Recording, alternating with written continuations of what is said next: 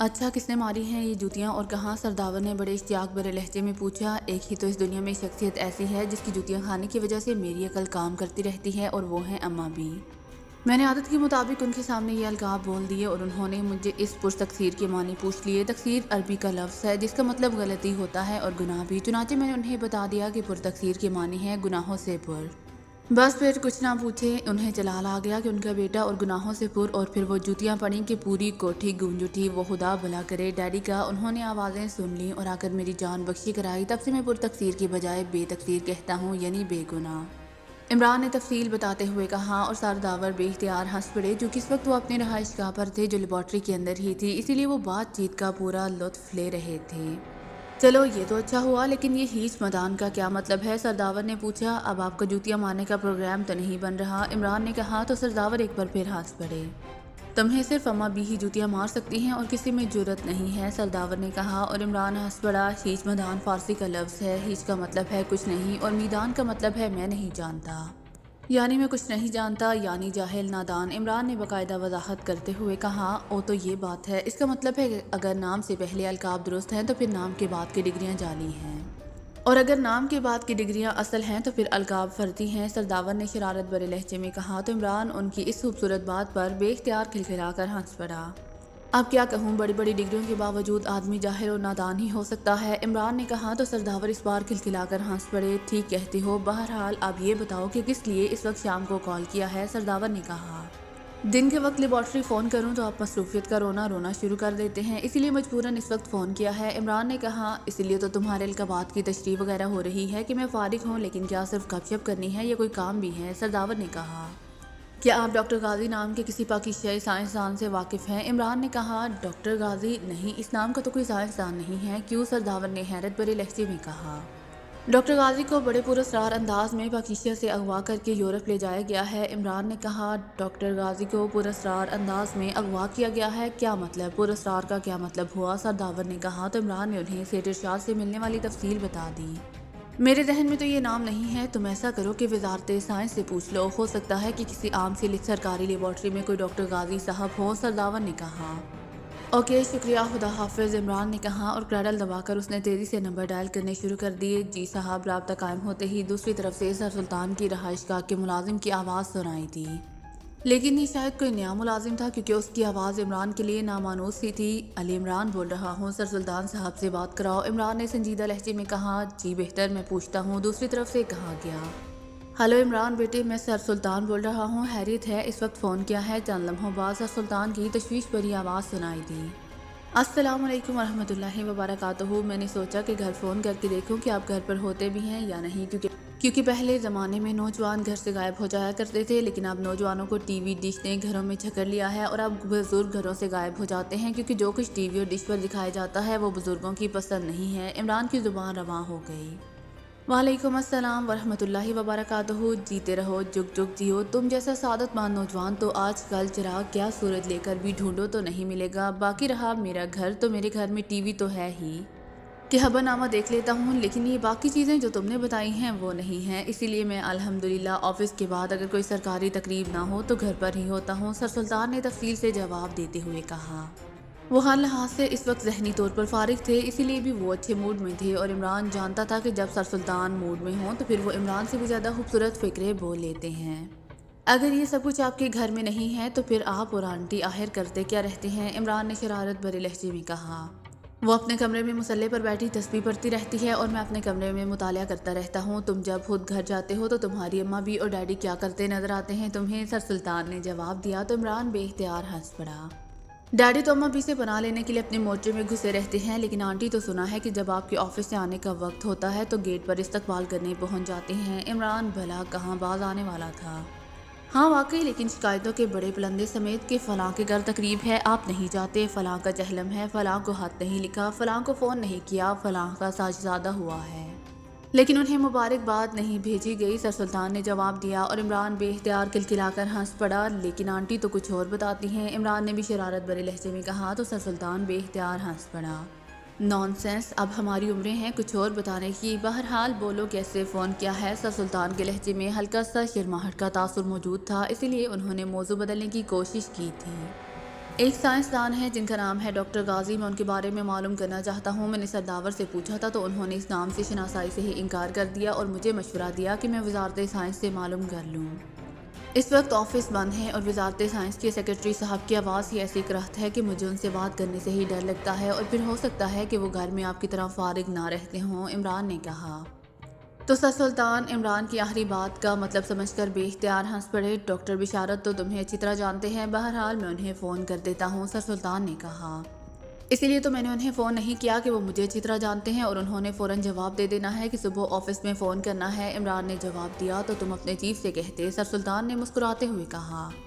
Chief صاحب کے سامنے تو بنا بنایا کیس رکھنا پڑتا ہے، ورنہ اس کیس کی تیاری میں جو ہفتے ہوا طے کرنا پڑتے ہیں ان سے وہ لا تعلق رہتے ہیں۔ ان کا قول ہے کہ مٹھائی کی دکان کی خوبصورت شو کیس میں رکھی ہوئی مٹھائی اچھی لگتی ہے، مگر اس جگہ جہاں مٹھائی تیار ہوتی ہے وہاں کا جو ماحول ہوتا ہے وہ انہیں پسند نہیں ہے، عمران نے جواب دیا۔ اور سر سلطان ایک بار پھر ہنس پڑے۔ تو تم کیس بنا رہے ہو؟ کیوں؟ سر سلطان نے کہا۔ بنا نہیں رہا، تلاش کر رہا ہوں، کئی دنوں سے فارغ ہوں، اور آپ جانتے تو ہیں کہ آغا سلیمان پاشا کو اسے میری بیکاری بری لگتی ہے۔ وہ تو کہتا ہے کہ میں مسلسل 24 گھنٹے کام کرتا رہوں تاکہ اس کے قرضوں کی وصولی کا سکوپ بنتا رہے، عمران نے جواب دیا۔ تو سر سلطان بے اختیار کھلکھلا کر ہنس پڑے۔ ویسے تم نے اس غریب کو کبھی تنخواہ بھی دی ہے یا صرف پروپیگنڈا ہی کرتے رہتے ہو؟ سر سلطان نے ہنستے ہوئے کہا۔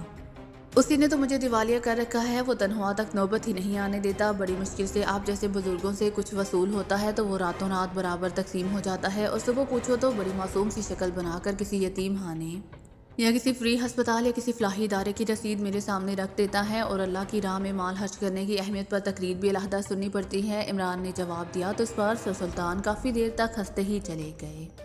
چلو تمہاری عاقبت تو سدھر رہی ہے، سر سلطان نے ہنستے ہوئے کہا۔ رسید اس کے اپنے نام کی ہوتی ہے، سیٹھ سلیمان پاشا کے نام کی، عمران نے بڑے معصوم سے لہجے میں کہا۔ تو سر سلطان ایک بار پھر ہنس پڑے۔ اچھا ٹھیک ہے، میں اسے سمجھا دوں گا کہ وہ رسید تمہارے نام کی بنوایا کرے۔ بہرحال میں ڈاکٹر بشارت کو فون پر کہہ دیتا ہوں، تم 10 منٹ بعد اسے فون کر لینا، کیونکہ اب مزید ہنسنے کی گنجائش نہیں ہے۔ یہاں موجود ملازم مجھے اس طرح حیرت سے دیکھ رہے ہیں جیسے میں اصلی کی بجائے نقلی ہوں۔ خدا حافظ، دوسری طرف سے کہا گیا، اور اس کے ساتھ ہی رابطہ ختم ہو گیا۔ تو عمران نے مسکراتے ہوئے ریسیور رکھ دیا۔ یہ اچانک ڈاکٹر غازی کہاں سے ٹپک پڑا ہے؟ عمران صاحب، بلیک زیرو جو خاموش بیٹھا صرف عمران کی باتوں پر مسکرا رہا تھا، اس کے ریسیور رکھتے ہی بول پڑا۔ تو عمران نے اسے اسٹار کلب جانے اور وہاں سیٹھ ارشاد سے ملاقات کی ہر تفصیل بتا دی۔ او ہاسی پر اسرار قسم کی واردات ہوئی ہے اور یہاں کسی کو معلوم ہی نہیں، بلیک زیرو نے حیرت بھرے لہجے میں کہا۔ ایسی وارداتوں سے انٹیلیجنس نمٹتی ہے۔ وہ سیٹھ ارشاد دراصل سپرنٹینڈنٹ فیاض کو غیر ذمہ دار سمجھتا ہے، اسی لیے اس نے مجھے یہ بات بتائی، اور ڈیڈی کی اصول پسندی سے وہ خائف تھا کہ ڈیڈی سب سے پہلے اس کی گرفتاری کا حکم دے دیں گے۔ اس کے بعد اس نے میرے ذریعے یہ بات سپر فیاض تک پہنچانے کی کوشش کی، لیکن اس کی اسے بھاری قیمت بھی ادا کرنی پڑی ہے، عمران نے کہا۔ تو بلیک زیرو چونک پڑا۔ بھاری قیمت کیا مطلب؟ بلیک زیرو نے حیرت بھرے لہجے میں کہا۔ تو عمران نے اسے بتایا کہ کس طرح اس نے وقت لینے کی بات کی تھی، اور پھر میں نے جب اسے وقت کی قیمت بتائی تو چیک لکھنے کے لیے کہا تو سیٹھ ارشاد کی کیا حالت ہوئی؟ آپ سنجیدہ ہو گئے ہوں گے، اسی لیے وہ پھنس گیا ہوگا، بلیک زیرو نے ہنستے ہوئے کہا۔ ظاہر ہے پوری رقم وصول کرنا تھی، سنجیدہ نہ ہوتا تو کیا کرتا، اور وہ بھی کاروباری آدمی ہے، لیکن جب وہ آمادہ ہو گیا تو میں نے چیک اسے اپنے نام کی بجائے ایک خیراتی ہسپتال کے نام لکھنے کے لیے کہا، تو اس نے ڈبل رقم لکھنے کا وعدہ کر لیا۔ اس کا مطلب ہے کہ وہ بہرحال شریف آدمی ہے، اسی لیے میں نے اسی پر چھوڑ دیا کہ وہ چیک لکھ کر ہوتی ہسپتال پہنچا دے، عمران نے جواب دیا۔ اور بلیک زیرو ہنس پڑا۔ تو اتنی بھاری رقم سے آپ نے اس کی شرافت چیک کی تھی؟ بہت خطرناک چیکنگ ہے، بلیک زیرو نے کہا، اور عمران ہنس پڑا۔ پھر اس نے ریسیور اٹھایا اور انکوائری کے نمبر ڈائل کرنے شروع کر دیے۔ یس انکوائری پلیز، رابطہ قائم ہوتے ہی دوسری طرف سے کہا گیا۔ سیکرٹری وزارت سائنس ڈاکٹر بشارت کی رہائش گاہ کا نمبر بتا دیں، عمران نے کہا۔ تو دوسری طرف سے نمبر بتا دیا گیا۔ عمران نے کریڈل دبایا اور پھر ڈون آنے پر نمبر ڈائل کرنے شروع کر دیے۔ یس ایک منمناتی سی آواز سنائی دی، ڈاکٹر بشارت صاحب سے بات کراؤ، میں علی عمران بول رہا ہوں، عمران نے سنجیدہ لہجے میں کہا۔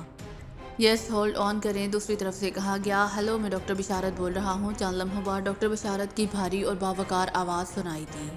میں علی عمران بول رہا ہوں، اتنا بتا دینا ہی کافی ہے یا مزید تفصیل سے تعارف کراؤں؟ میرا مطلب ہے القابات اور ڈگریوں سمیت، عمران نے مسکراتے ہوئے کہا۔ تو دوسری طرف سے ڈاکٹر بشارت بے اختیار ہنس پڑے۔ اتنا ہی کافی ہے، سر سلطان نے کہا ہے کہ آپ کسی سائنسدان ڈاکٹر غازی کے بارے میں معلوم کرنا چاہتے ہیں، ڈاکٹر بشارت نے کہا۔ ہاں، عمران نے مختصر سا جواب دیتے ہوئے کہا۔ میں نے سر سلطان کے فون کے بعد ریکارڈ آفس کے انچارج کو فون کر کے حکم دیا ہے کہ وہ ریکارڈ آفس جا کر کمپیوٹر پر چیک کر کے بتائے کہ ڈاکٹر غازی صاحب کون ہیں اور ان کے بارے میں تفصیل بتائے۔ اسے یہ سب کچھ چیک کرنے میں آدھا گھنٹہ لگ جائے گا، اسی لیے اگر آپ مناسب سمجھیں تو آدھے گھنٹے بعد فون کر لیں یا مجھے اپنا نمبر دے دیں، میں خود فون کر لوں گا۔ دوسری طرف سے سنجیدہ لہجے میں کہا گیا۔ تو آپ نے واقعی سائنس کو وزارت سائنس میں استعمال کرنا شروع کر دیا ہے؟ عمران نے مسکراتے ہوئے کہا۔ کیا مطلب؟ سائنس کو استعمال کرنے سے آپ کا کیا مطلب ہے؟ ڈاکٹر بشارت نے چونک کر کہا۔ کمپیوٹر کی بات کر رہا ہوں، عمران نے وضاحت کرتے ہوئے کہا۔ تو دوسری طرف سے ڈاکٹر بشارت بے اختیار چونک پڑے۔ صرف وزارت سائنس ہی نہیں، میں نے دوسری وزارتوں کے آفس ریکارڈ میں کمپیوٹرائز کرا دیے ہیں، دوسری طرف سے کہا گیا۔ اوکے، میں آدھے گھنٹے بعد پھر فون کر لوں گا، عمران نے کہا اور ریسیور رکھ دیا۔ پھر آدھا گھنٹہ بلیک زیرو سے باتیں کرنے کے بعد چائے بنوانے کر مصروف ہو گیا اور اس کے بعد اس نے پھر ریسیور اٹھایا اور نمبر ڈائل کرنے شروع کر دیے۔ ڈاکٹر بشارت بول رہا ہوں اس بار، دوسری طرف سے ڈاکٹر بشارت نے براہ راست فون اٹینڈ کرتے ہوئے کہا۔ شاید وہ فون سامنے رکھے ہوئے بیٹھے تھے۔ علی عمران بول رہا ہوں، کیا رپورٹ ملی ہے کمپیوٹر سے؟ عمران نے پوچھا۔ ڈاکٹر غازی نام کا کوئی سائنسدان وزارت سائنس میں ملازم نہیں ہے عمران صاحب، دوسری طرف سے کہا گیا۔ کیا آپ کنفرم ہیں؟ عمران نے ہونٹ چباتے ہوئے پوچھا۔ جی ہاں، پوری طرح، دوسری طرف سے کہا گیا۔ تو عمران نے اوکے اور خدا حافظ کہہ کر ریسیور رکھ دیا۔ اس کا تو مطلب ہے کہ یہ ڈاکٹر غازی کوئی پرائیویٹ سائنسدان ہوگا، لیکن اب اس کا پتہ کیسے چلے گا؟ بلیک زیرو نے کہا۔ تو عمران نے اس بات میں سر ہلاتے ہوئے ایک بار پھر ریسیور اٹھایا اور تیزی سے نمبر ڈائل کرنے شروع کر دیے۔ یس انکوائری پلیز۔ رابطہ قائم ہوتے ہی دوسری طرف سے آواز سنائی دی۔ سائنسدان ڈاکٹر غازی کا فون نمبر بتا دیں، عمران نے کہا۔ سائنسدان ڈاکٹر غازی کا فون نمبر بتا دیں، عمران نے کہا۔ ڈاکٹر غازی ایک منٹ ہولڈ کریں، دوسری طرف سے کہا گیا۔ ہیلو، کیا آپ لائن پر ہیں؟ چند لمحوں بعد آپریٹر کی آواز سنائی دی۔ یس، عمران نے کہا۔ سوری جناب، ڈاکٹر غازی کے نام پر کوئی فون نمبر نہیں ہے، دوسری طرف سے کہا گیا، اور اس کے ساتھ ہی رابطہ ختم ہو گیا۔ تو عمران نے ایک طویل سانس لیتے ہوئے کریڈل دبایا اور تیزی سے نمبر ڈائل کرنے شروع کر دیے۔ جولیا بول رہی ہوں۔ رابطہ قائم ہوتے ہی جولیا کی آواز سنائی دی۔ ایکس 2 عمران نے مخصوص لہجے میں کہا۔ یس سر۔ جولیا کا لہجہ یکلحد انتہائی مودبانہ ہو گیا۔ کراس کلیئرنگ اور فارورڈنگ ایجنسی کی طرف سے مشینری کھلونے درآمد کرنے اور سائنسی مشینری سپلائی کرنے والے ارشاد کارپوریشن نے 2 کنٹینر بک کیے اور انہیں کاٹلی بھجوایا، لیکن وہاں سے ایک کنٹینر میں کسی ڈاکٹر غازی کی لاش ملی ہے، جبکہ ارشاد کارپوریشن کے مالک سیٹھ ارشاد کے مطابق اس نے کنٹینروں میں سائنسی مشینری بھجوائی تھی اور اس نے عمران کو بتایا ہے کہ وہ 4 آدمی جو ان کنٹینروں کو پیک کر کے اور بھجوانے کا کام کرتے تھے وہ روڈ ایکسیڈنٹ میں ہلاک ہو گئے ہیں۔ تم اپنے ممبرس کی ڈیوٹی لگا دو کہ وہ معلوم کریں کہ ان 4 کے علاوہ اور کون کون اس پیکنگ اور فارورڈنگ میں شامل تھا، اور اس کے ساتھ ساتھ انہیں یہ بھی کہہ دو کہ وہ شہر کی تمام پولیس اسٹیشنوں سے معلوم کریں کہ ان ڈاکٹر غازی کی گمشدگی کے بارے میں کوئی رپورٹ تو درج نہیں کرائی گئی۔ اگر ایسا ہو تو مجھے فوری رپورٹ دو، عمران نے تفصیل سے بات کرتے ہوئے کہا۔ یہ سر، دوسری طرف سے کہا گیا، اور عمران نے بغیر کچھ کہے ریسیور رکھ دیا۔ اوکے، اب میں چلتا ہوں، اگر جولیا کی طرف سے کوئی رپورٹ ملے تو مجھے بتا دینا، عمران نے اٹھتے ہوئے کہا۔ تو بلیک زیرو نے اس بات میں سر ہلا دیا اور عمران مڑ کر بیرونی دروازے کی طرف بڑھ گیا۔ کیپٹن شکیل ڈاکٹر صدیقی کے پیچھے کمرے میں داخل ہوا تو کمرے میں موجود اظہار الدین کیپٹن شکیل کو دیکھ کر کھڑا ہو گیا۔ بستر پر ایک نوجوان اور خوبصورت لڑکی لیٹی ہوئی تھی۔ گوشت کا چہرہ زرد تھا، لیکن اس کے باوجود اس کی خوبصورتی میں کوئی فرق نہیں آیا تھا۔ نجمہ یہ ہے ہمارے ہمسائے کیپٹن شکیل، جن کی وجہ سے تمہاری زندگی بچی ہے، اظہار الدین نے اس لڑکی سے مخاطب ہو کر کہا۔ آپ کا شکریہ کیپٹن شکیل صاحب، نجمہ نے مسکراتے ہوئے کہا۔ ایسی کوئی بات نہیں، یہ میرا فرض تھا۔ اب آپ کی طبیعت کیسی ہے؟ کیپٹن شکیل نے مسکراتے ہوئے کہا۔ اب میں اپنے آپ کو بہت پہلے سے بہتر محسوس کر رہی ہوں، نجمہ نے جواب دیا۔ ڈاکٹر صدیقی معمول کی چیکنگ میں مصروف تھے، اسی لیے کیپٹن شکیل کرسی پر بیٹھ گیا۔ اظہار صاحب، میں اپنی بہن نجمہ سے بات کرنا چاہتا ہوں، آپ پلیز ڈاکٹر صدیقی صاحب کے آفس میں تشریف رکھیں، کیپٹن شکیل نے اظہار الدین سے کہا۔ اظہار صاحب، میں اپنی بہن نجمہ سے چند باتیں کرنا چاہتا ہوں، آپ پلیز ڈاکٹر صدیقی صاحب کے آفس میں تشریف رکھیں، کیپٹن شکیل نے اظہار الدین سے کہا۔ او اچھا، اظہار الدین نے اٹھتے ہوئے کہا، پھر اٹھ کر ڈاکٹر صدیقی کے ساتھ ہی کمرے سے باہر چلا گیا۔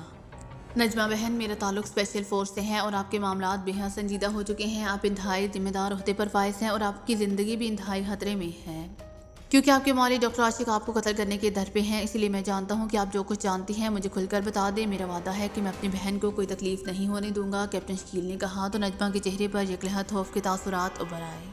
مجھے قتل کرانا چاہتے ہیں؟ کیوں، میں نے کیا کیا ہے؟ نجمہ نے حیرت اور خوف کے ملے جلے لہجے میں کہا۔ آپ کسی رابرٹ نامی آدمی کو جانتی ہیں؟ کیپٹن شکیل نے پوچھا۔ رابرٹ؟ ہاں، ڈاکٹر رابرٹ کو میں جانتی ہوں، وہ ڈاکٹر عاشق کے اسسٹنٹ ہیں، میری دیکھ بھال کے لیے ڈاکٹر عاشق نے ان کی ڈیوٹی لگائی ہوئی ہے، وہ دوسرے تیسرے روز فلیٹ پر آتے ہیں اور اگر کوئی انجیکشن وغیرہ لگانا ہو تو وہی لگاتے ہیں، نجمہ نے جواب دیتے ہوئے کہا۔ اور ڈاکٹر قاضی وہ کون ہے؟ کیپٹن شکیل نے پوچھا۔ تو نجمہ بے اختیار چونک پڑی۔ آپ کیسے جانتے ہیں انہیں؟ نجمہ نے ہونٹ چباتے ہوئے کہا۔ اس چہرے کا زرد رنگ ڈاکٹر قاضی کا نام سنتے ہی مزید زرد پڑ گیا تھا۔ میں آپ سے پوچھ رہا ہوں کیونکہ جو کچھ آپ کے ساتھ ہوا ہے یا ہونے والا ہے اس میں ڈاکٹر قاضی بھی شامل ہیں، کیپٹن شکیل نے کہا۔ تو نجمہ چونک پڑی۔ پہلے آپ وعدہ کریں کہ آپ میرے شوہر سے اس سلسلے میں کوئی بات نہیں کریں گے۔ نجمہ نے چند لمحے خاموش رہنے کے بعد کہا، ٹھیک ہے، وعدہ رہا۔ آپ میری بہن ہیں، آپ پورے اعتماد کے ساتھ سب کچھ بتا دیں، کیپٹن شکیل نے تسلی دیتے ہوئے کہا۔